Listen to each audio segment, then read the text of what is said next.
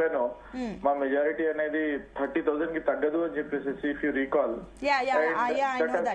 Almost అక్కడికే వచ్చింది. కాబట్టి యునో నా అంచనా ప్రకారం you know election has happened.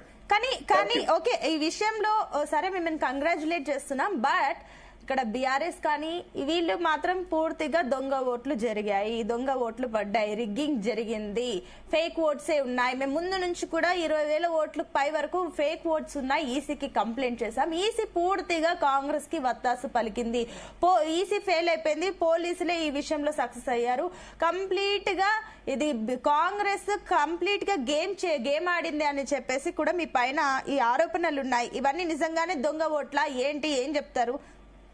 EC fail అయిందా ఇక్కడ?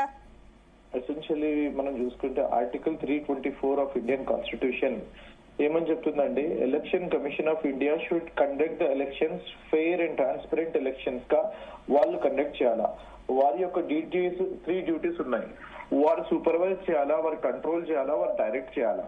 ఇది రాజ్యాంగం ప్రకారం రిప్రజెంటేషన్ ఆఫ్ పీపుల్ యాక్ట్ కి అనుగుణంగా ఎలక్షన్స్ కండక్ట్ చేయాల్సిన యొక్క బాధ్యత ఎలక్షన్ కమిషన్ మీద ఉంది. ఈ బై ఎలక్షన్స్ అనేవి స్టేట్ ఎలక్షన్ కమిషన్ నిర్వహిస్తుంది. ఇప్పుడు వీరేమంటున్నారండి, ఓట్లు దొంగతనం చేసినారు, ఓట్లు డూప్లికేట్ ఓట్లు ఉన్నాయి, బోగసింగ్ జరిగింది అనే నిందలు అపనిందలు మా మీద వేస్తున్నారు. నేను ఒకటే మాట చెప్పదలుచుకుంటున్నా, మీ దగ్గర లిస్ట్ వచ్చినప్పుడు 4,07,000 ఓట్లు ఉన్నాయి అని చెప్పినప్పుడు 407 బూత్లు ఉన్నాయి అన్నప్పుడు మిమ్మల్ని కూడా మీటింగ్ పిలిచిండ్రు కదా, మీ రిప్రజెంటేషన్ వారు కూడా వచ్చిండ్రు కదా, సుదర్శన్ రెడ్డి గారు ఎలక్షన్ కమిషనర్ గారి దగ్గర మీ వాళ్ళు కూడా వచ్చి అక్కడ కలిసిండ్రు కదా, అభ్యర్థనలు ఏమైనా ఉంటే ఏం చేసిండ్రు అని చెప్పేసి నేను అడుగుతున్నా. నేను ఈ రోజు మీరు రీజన్స్ వెతకడానికి, ఈ రోజు మీరు ఒక రూలింగ్ పార్టీలో ఉన్నారు కాబట్టి వాళ్ళు మెషినరీని వాడిండ్రు అని చెప్పేసి చెప్పడానికి తప్పించుకునే ప్రయత్నం చేస్తున్నారు.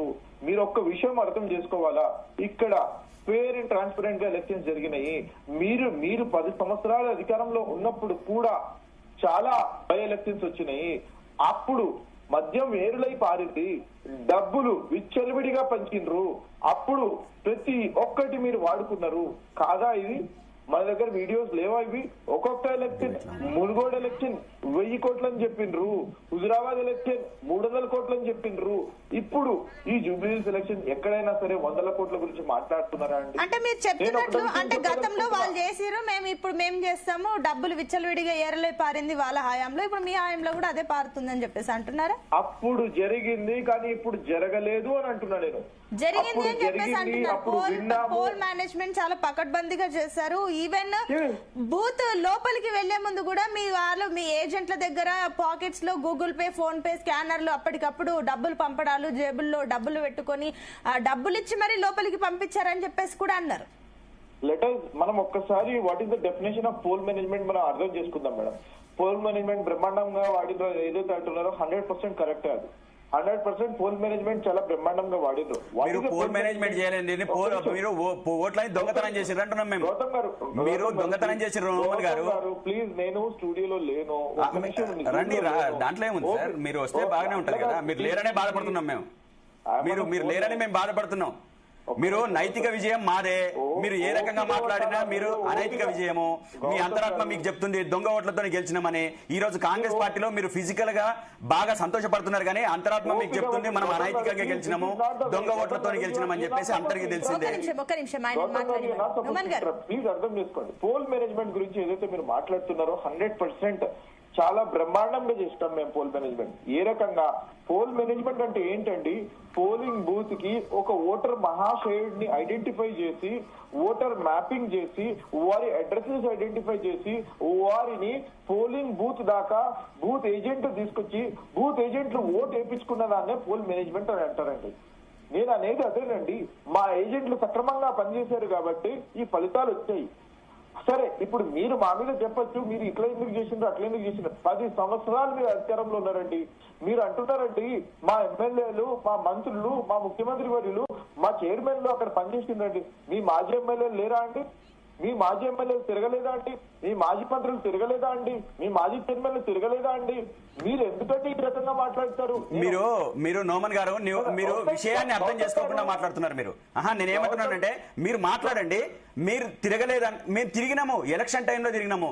ఒక్కసారి ఎలక్షన్ టైం అయిపోయిన తర్వాత పోలింగ్ కు 48 గంటల ముందు మీ వాళ్ళు ఎవరు ఉండొద్దు, మా వాళ్ళు ఎవరు ఉండొద్దు. ఎలక్షన్ కమిషన్ ఏం చేస్తుంది అంటున్నాం మేము.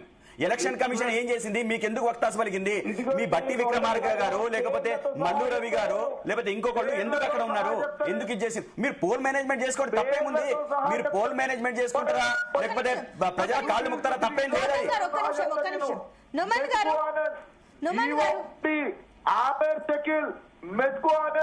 వినయ్ భాస్కర్ వీళ్ళందరూ క్యారెక్ట్ వచ్చిర్రని నేను అడుగుతున్నా. వీళ్ళు జూబ్లీస్ ఎందుకు తిరుగుతున్నారని నేను అడుగుతున్నా. ఈ రకంగా మాట్లాడకండి. ఏ సమయం ఏది? ఎలక్షన్ ప్రచారంలో అందరూ తిరిగారు. ఆఫ్టర్ ఎలక్షన్స్ ప్రచారం ముగిసిన తర్వాత ఎందుకున్నారు అని అంటున్నాం మేము. ప్రచారం ముగిసిన తర్వాత 48 అవర్స్ ముందు ఎందుకు ఉన్నారు అనేది మా ప్రశ్న. దాని గురించి నేను క్లారిటీ తీసుకుంటా. నుమన్ గారు ఆయన మీరు చెప్తున్న ఏవైతే నేమ్స్ ఉన్నాయో ఇవన్నీ ఎలక్షన్స్ టైంలో మేము తిరిగాము. 48 గంటల తర్వాత ఎలక్షన్స్ కి 48 గంటలకు ముందు మా వాళ్ళు ఎక్కడ కూడా అక్కడ ఎవరు లేరు. మీ వాళ్ళు ఎందుకు తిరుగుతున్నారు? బట్టి గానీ వీళ్ళందరూ నిజమే కదా, కొంతమంది కనిపించారు ఆ టైంలో, ఎలక్షన్స్ టైంలో కనిపించడం అయితే జరిగింది. దానికి ఏం చెప్తారు మరి? ఇప్పుడు నేను చెప్తున్నాను, మీరు పేర్లు నోట్ చేసుకోండి. నేను తప్పుడు సమాచారం అని మీకు తెలిస్తే నేను మీకు డేటాతో పాటు తీసుకొచ్చి ఇస్తాను. నేను ఫోటోస్, వీడియోస్, వారి యొక్క ఫోన్ కోఆర్డినేట్స్ తో పాటు చెప్తాను. నేను ఆమెర్ షకీల్, ఆర్మూర్ పాండు, జీవన్ రెడ్డి, అక్కడ మెతుకు ఆనంద్, రైట్, వీళ్ళందరూ ఏడ నుంచి వచ్చిందని చెప్పేసి నేను అడుగుతున్నా. వినయ్ భాస్కర్ ఎక్కడి నుంచి వచ్చిందని చెప్పేసి నేను అడుగుతున్నా. నేను ఆ రోజు పోలింగ్ డే రోజు మీరు మాజీ ఎమ్మెల్యేలు కాదా అండి? వాళ్ళకి సోయి లేదా అండి? ఎందుకంటే ఇట్లా మాట్లాడతారు నాకు అర్థం కాదు. అంటే వాళ్ళ దగ్గర సోషల్ మీడియా ఉంది కాబట్టి 2 కోట్లు ఇచ్చేసేసి ఆ తెలుగు స్క్రైబ్ అనే సోషల్ మీడియాని నడుపుకుంటున్నారు కాబట్టి ఈ రకంగా మాట్లాడితే పద్ధతి కాదు కదండి. తెలంగాణ స్క్రైబ్ నడిపినట్ట తెలంగాణ స్క్రైబ్ నడిపినట్ట చెప్పండి. తెలంగాణ స్క్రైబ్ లో వచ్చే ఒక్క వార్త అన్న శాంటిటీ ఉంటదా? మీరు నడుపుతున్నది, మీరు దొంగతనంగా నడుపుతున్నది, వెనక నుంచి నడుపుతున్న తెలంగాణ స్క్రైబ్ గురించి ప్రపంచానికి తెలియదా, ప్రజలకు తెలియదా? మీరు తెలుగు స్క్రైబ్ గురించి మాట్లాడేమన్నట్టు ఇది కాదు. మీరు దొంగ ఓట్లు వేసిండ్రు అని చెప్పడానికి, ఇగో దొంగ ఓట్లు వేయడానికి ఇగో నేను ఉదాహరణలతో సహా చూపిస్తా. ఇగో నేను ఎవిడెన్స్ చూపిస్తున్నా. మీరు ఇగో చిన్న పిల్లలతో దొంగ ఓట్లు వేయించారు చూడండి, కావలిస్తే చూడండి కదా. నేను వీడియో పంపించాలా? మీ నంబర్ పంపించండి, నేను పంపిస్తా. మీరు చూడండి మేడం, చిన్న పిల్లలు, ముస్లింస్ 4 పిల్లలు ఉన్నారు, అదే విధంగా ముస్లిం మహిళలు ఉన్నారు, వేయడానికి పోయిండ్రు. మీరు దొంగ ఓట్లతో గెలవలేదు అని చెప్పండి. అదే విధంగా మాకు ఓట్లు పడతాయని అనుకున్న ఓట్లని మీరు పడకుండా ఎట్లా చేసినా కూడా